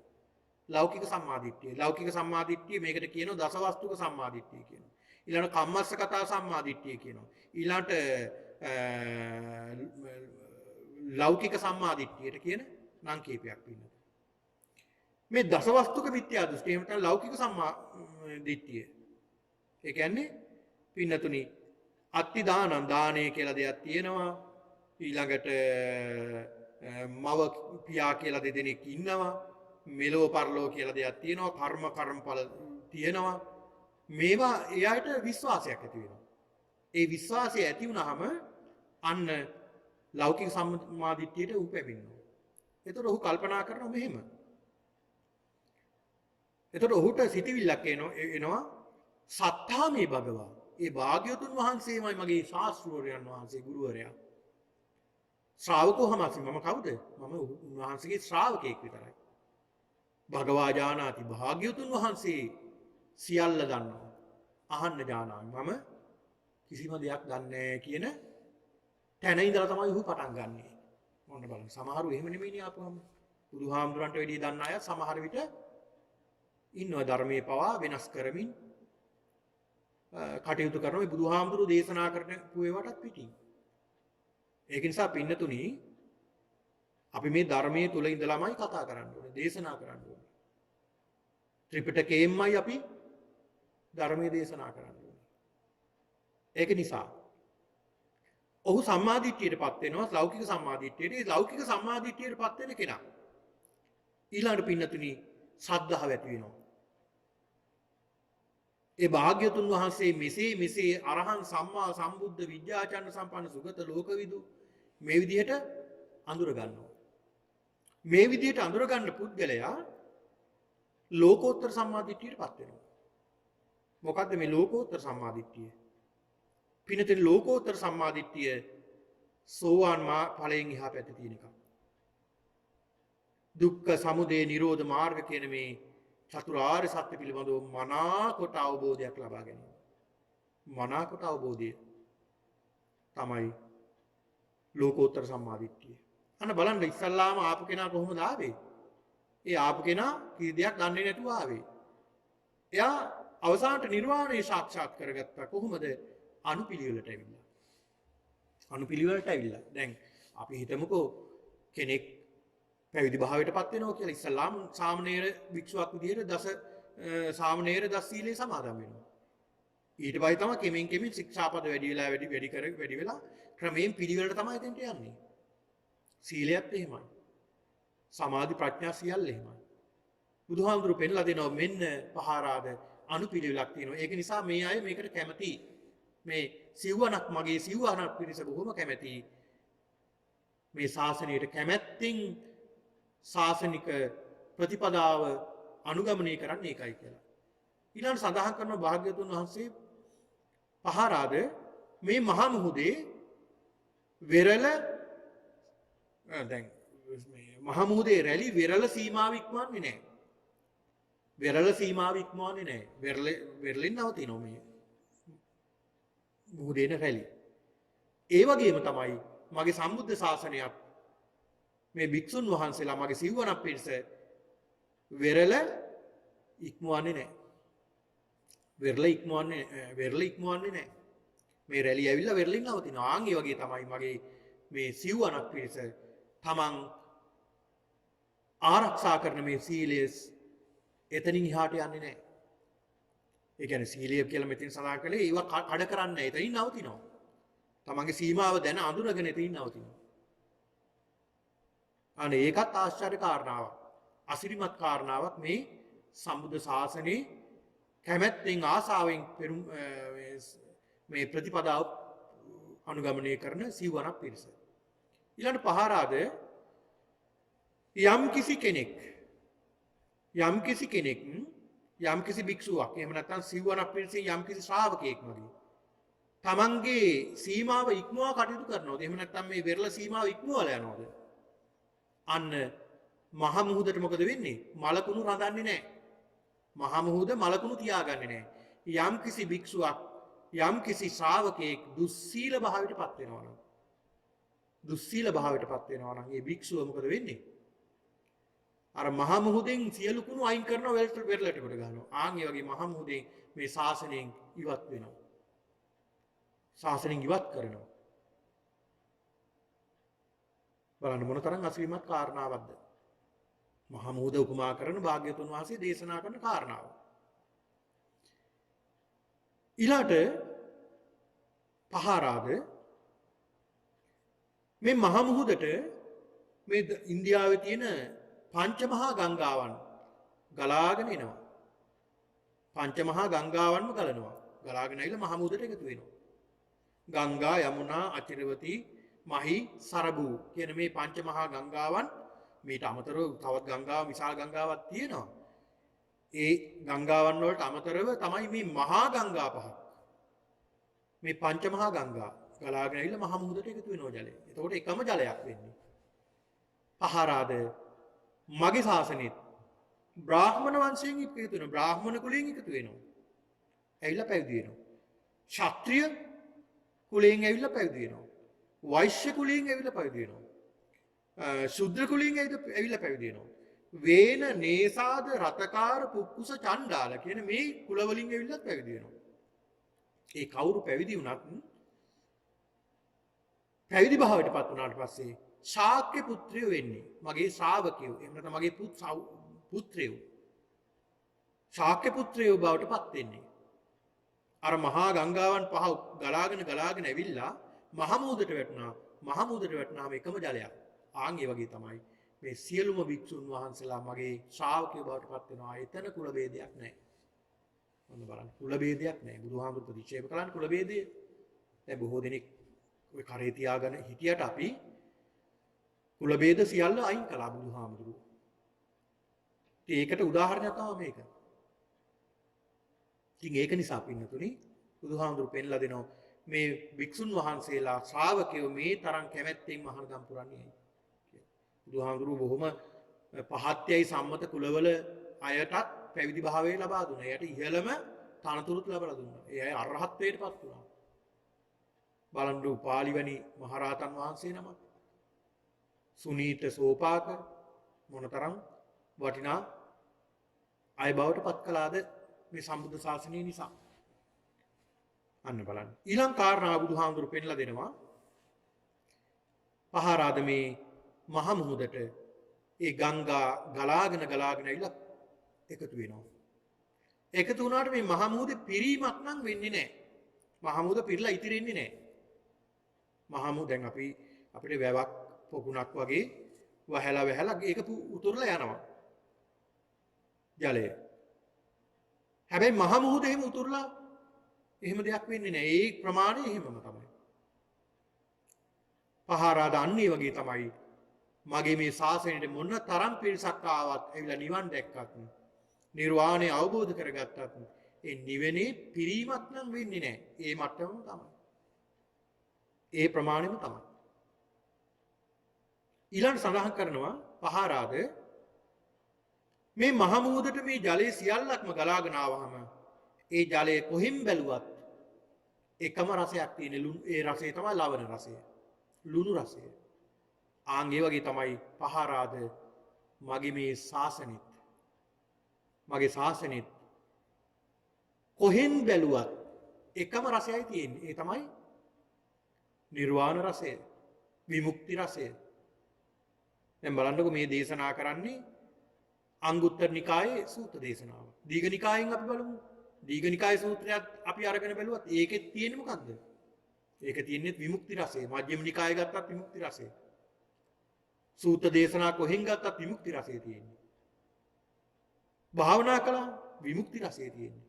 කෙනෙක් සිල් සමාදන් වෙනවා විමුක්ති රසය තියෙන්නේ. කොහෙන් ගත්තත් ඒ විමුක්ති රසයමයි තියෙන්නේ. ආන් ඒක නිසාත් මේ ශාසනයට කැමතියි. අර මහා මුහුදේ කොහෙන් බැලුවත් ලවණ රසය වගේ තමයි. කොහෙන් බැලුවත් මේ ශාසනයේ ලවණ රසය වගේ විමුක්ති රසය තියෙන්නේ. ආන් ඒක නිසාත් මේ ශාසනයට කැමතියි. ඊළඟ සඳහන් කරනවා පහාරාද මේ මහ මුහුදේ වටිනා දේවල් තියෙනවා.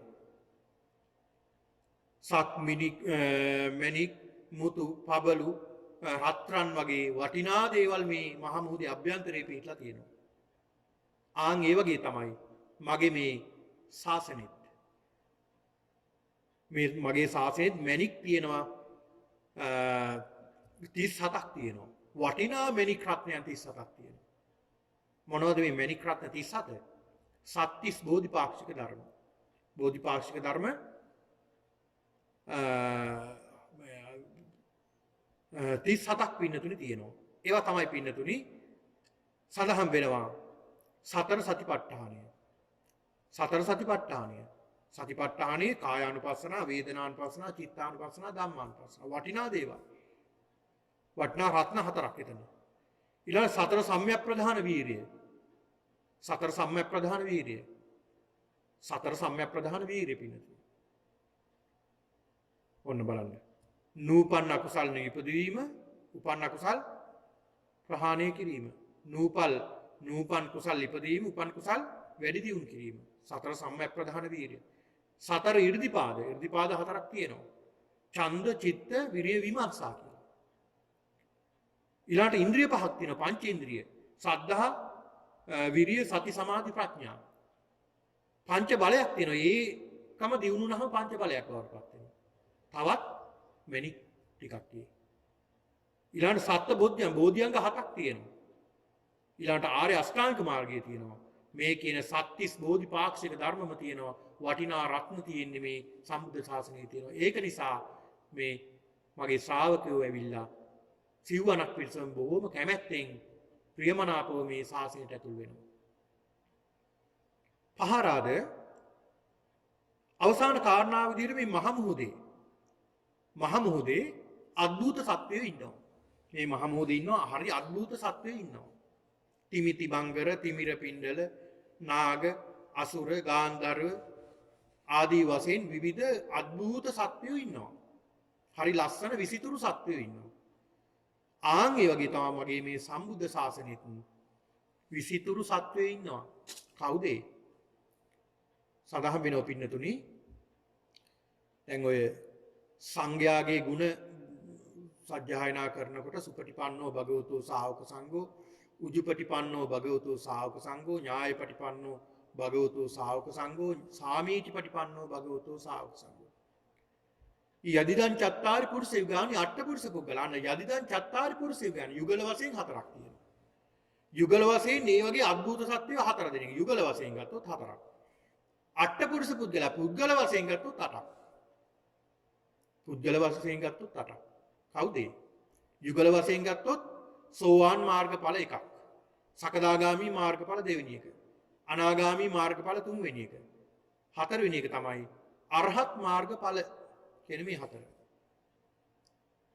ඊළඟට පුද්ගල වශයෙන් අටක් වෙනවා. කොහොමද? සෝවාන් මාර්ග පුද්ගලයා. ඊළඟට සෝවාන් ඵල පුද්ගලයා. ඵලයට පැමිණි පුද්ගලයා. ඊළඟ සකදාගාමි මාර්ගස්ත පුද්ගලයා. සකදාගාමි ඵලස්ත පුද්ගලයා. අනාගාමි මාර්ගස්ත පුද්ගලයා. අනාගාමි ඵලස්ත පුද්ගලයා. හත්වෙනි එක අරහත් මාර්ගස්ත පුද්ගලයා. අටවෙනි එක අරහත් ඵලස්ත පුද්ගලයා. මේ කියන පුද්ගල වශයෙන් අටක්. මේ අයගේ තියෙනවා පින්නතුනි ආහුණෙය. දුර අරගෙන ගිහිල්ලා රැගෙන ගිහිල්ලා පිරිනමන්න පුළුවන් පිරිසක්. දුර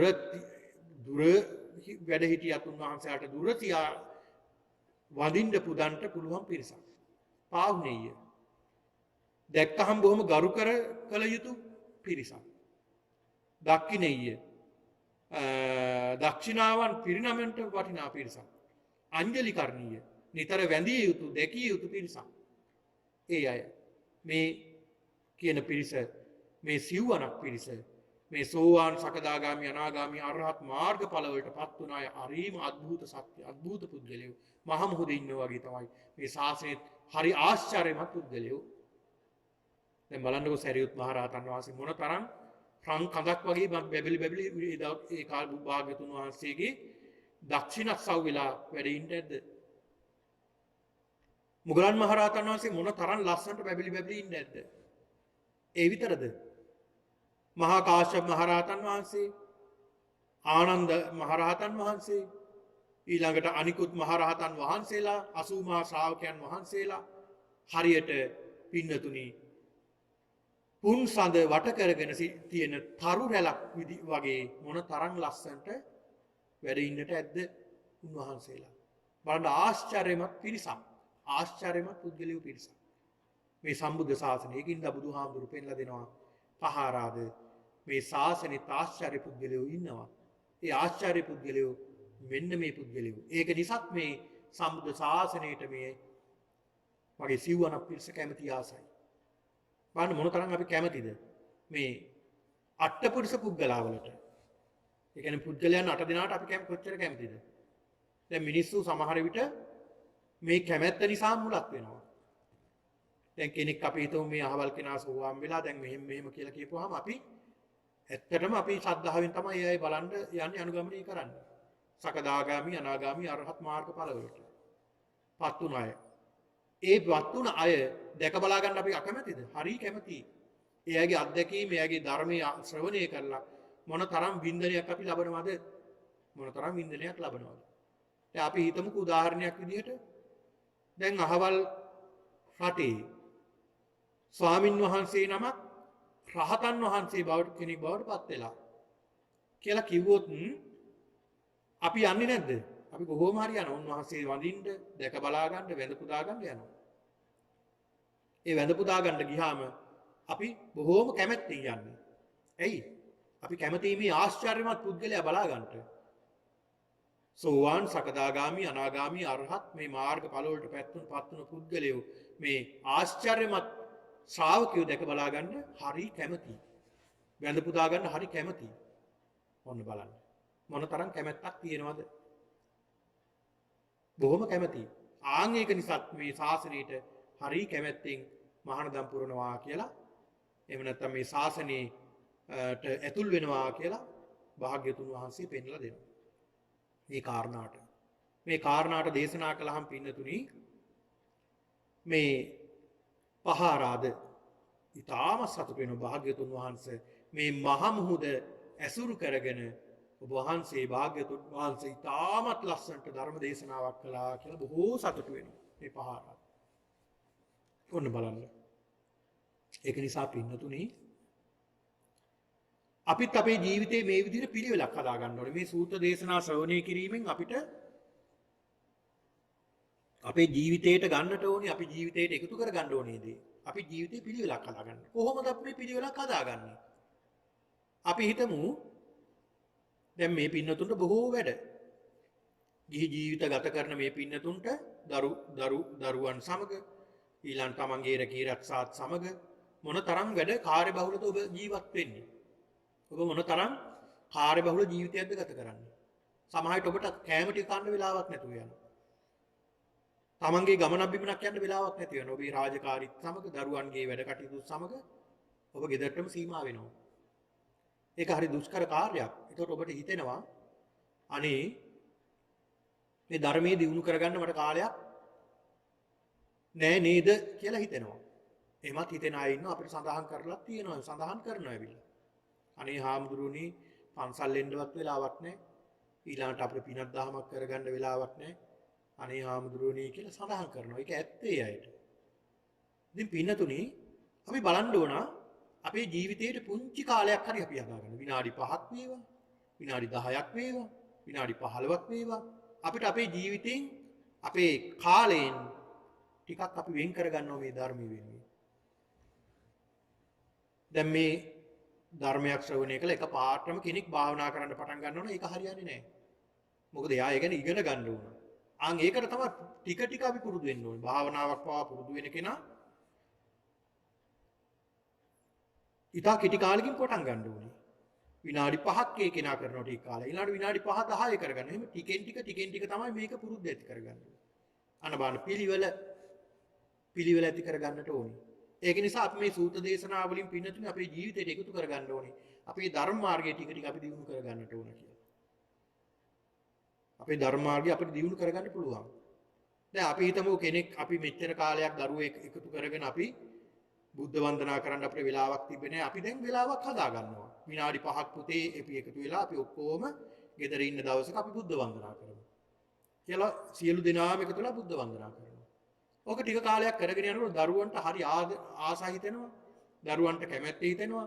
දෙමාපියන්ට ඕක අමතක වුණත් දරුවෝ ඇවිල්ලා අම්මේ දැන් බුදුන් වදින වෙලාව නේද අපි මේ දේවල් කරන්නම් කියලා ඔක්කොම එකතු වෙනවා. මොන තරම් ලස්සන පවුලක් ගොඩනගෙනවද? ඒතකොට දරුවෝ නොමග යන්නෙත් නැහැ. දරුවෝ යහමග යනවා. දරුවෝ ධර්මයට යොමු වෙනවා. බෝසත් පවුලක් බවට පත් වෙනවා. එහෙම ටිකකින් ආරම්භ කරනවා. ටික. ඊළාට ඒ දරුවොත් එක්කලා ටිකෙන් ටික අන්න බුද්ධ වන්දනා කරන්න ඒ දරුවන්ට පුරුදු කරලා ටිකෙන් ටික ඒ ධර්මයක් උගන්වන්න. ඊළාට පුතේ අපි මෛත්‍රී භාවනාව ටිකක් කරමු. මේ සත්‍යයන්ට අපි මෛත්‍රී කරමු. මේ අපේ වටේ ඉන්න මේ සත්වයෝ අහිංසක සත්වයෝ මේ සත්‍යයන්ට අපි මෛත්‍රී ටිකෙන් ටික මේ දරුවන්ට පුරුදු කරමු. ඒ වගේ පින්නතුණු ටිකෙන් ටික අපි ධර්මයට යොමු වෙන්න ඕනේ.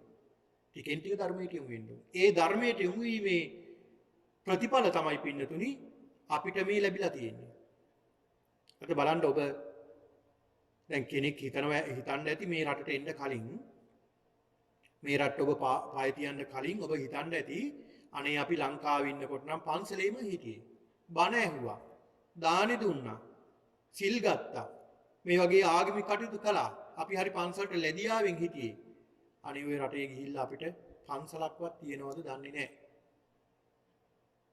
අපිට පිනක් දහමක් කරගන්න අපිට අවස්ථාවක් සැලසෙයිද දන්නේ නැහැ කියලා දෙගිඩියාවෙන් තමයි ආවේ. එහෙම ආවහම මොකද වෙන්නේ? එහෙම ඇවිල්ලා බලනකොට මෙහි ලංකාවට වඩා බොහෝම ලස්සන පිළිවෙලට වැඩ කටයුතු. ලංකාවේ වගේම තමයි.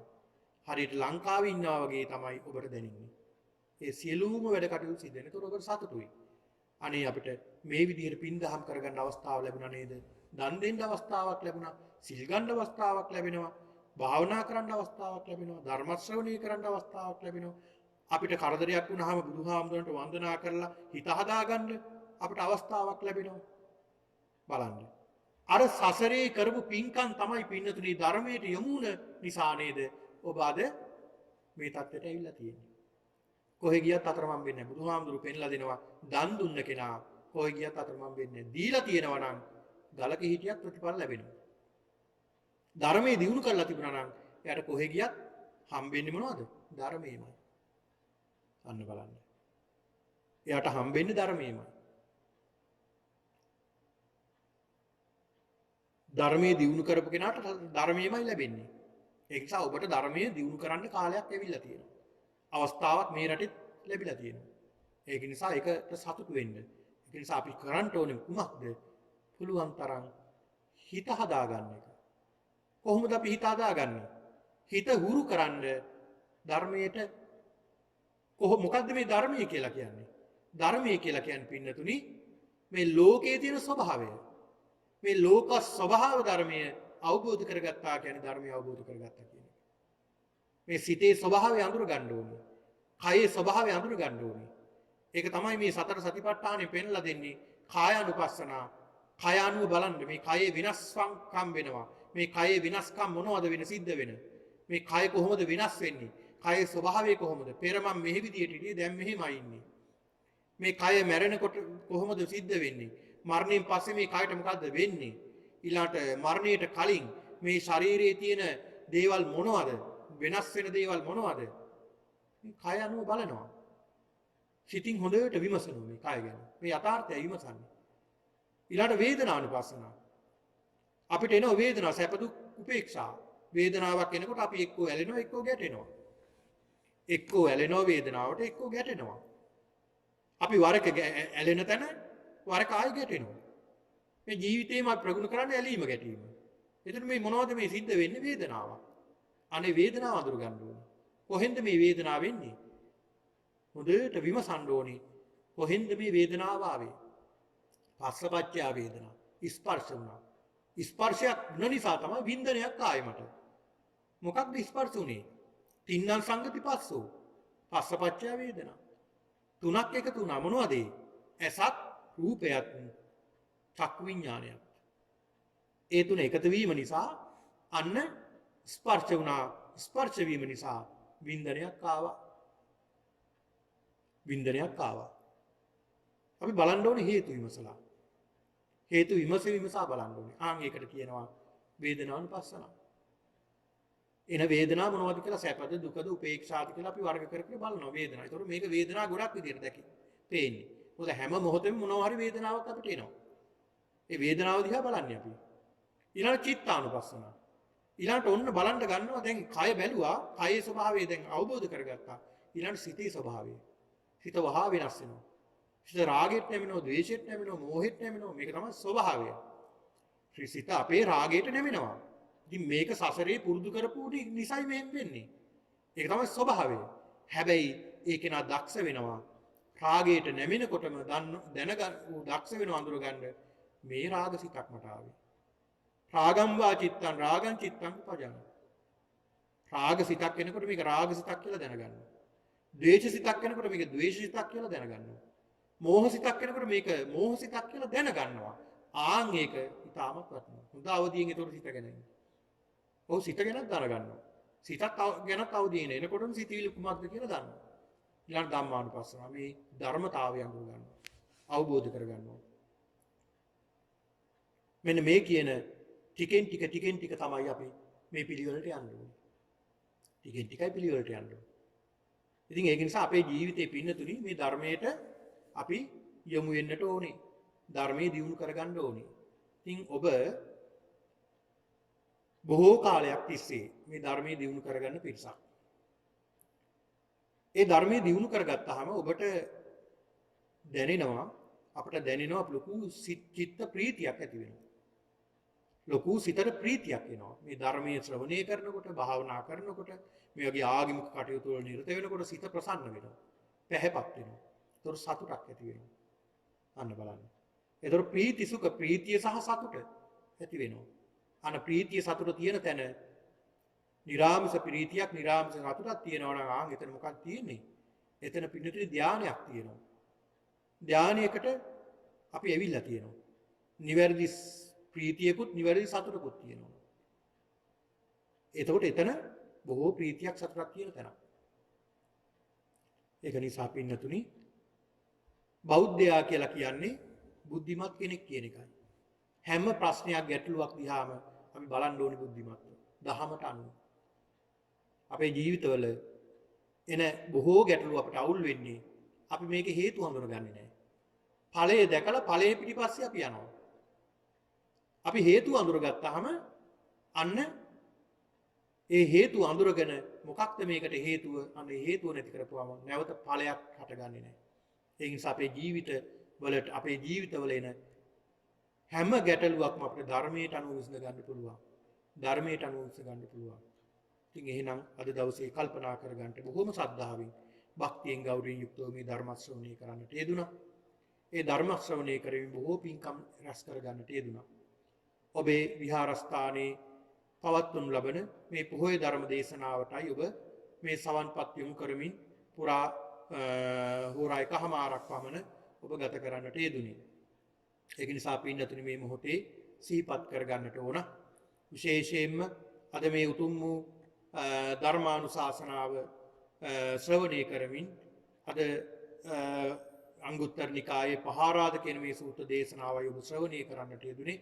මේ උතුම් වූ දේශනාව ශ්‍රවණය කරමින් මේ සිද්ධ කරගත්තා වූ අප්‍රමාණ වූ කුසලානුභාවය විශේෂයෙන්ම අප නමින් මිය පරලෝකීය විශේෂයෙන්ම සිහිපත් කරන්නට ඕනේ කීර්ති ප්‍රනාන්දු මහත්මයාත් ඒ වගේම තවත්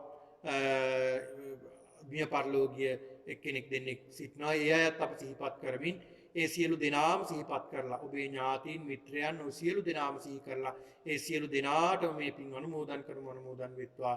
අනුමෝදන් වීමෙන් ඒ සියලු දෙනා දුකින් අත මිදී උතුම් නිවනින් සැනසෙත්වා කියලා ප්‍රාර්ථනා කරගන්න. ඒ වගේම දෙවියන්ටත් මේ පින් අනුමෝදන් කරමු. අනුමෝදන් වේවා. දෙවියොත් අනුමෝදන් වීමෙන් දෙවියොත් පතන බෝධියකින් උතුම් නිවනින් සැනසෙත්වා කියලා සාදු කියලා ප්‍රාර්ථනා කරමු.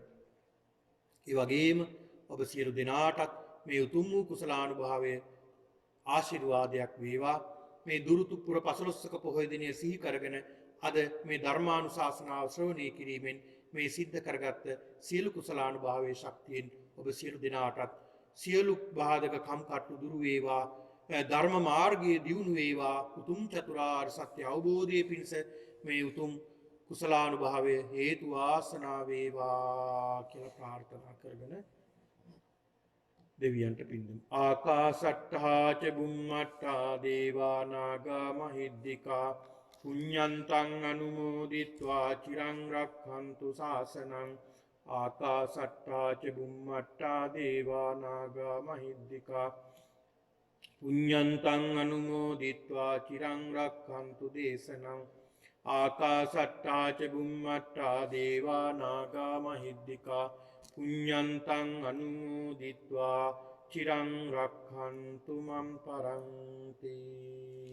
අභිවාදන සීලිස්ස නිච්ඡං වද්දාපචායිනෝ චත්තාරෝ ධම්මා වඩ්ඩන්ති ආයුවන්නෝ සුඛං බලං ආයුරාෝග්‍ය සම්පatti සග්ග සම්පatti මේවච අතෝ නිබ්බාන සම්පatti මිනාතේ සමිජ්ජතු.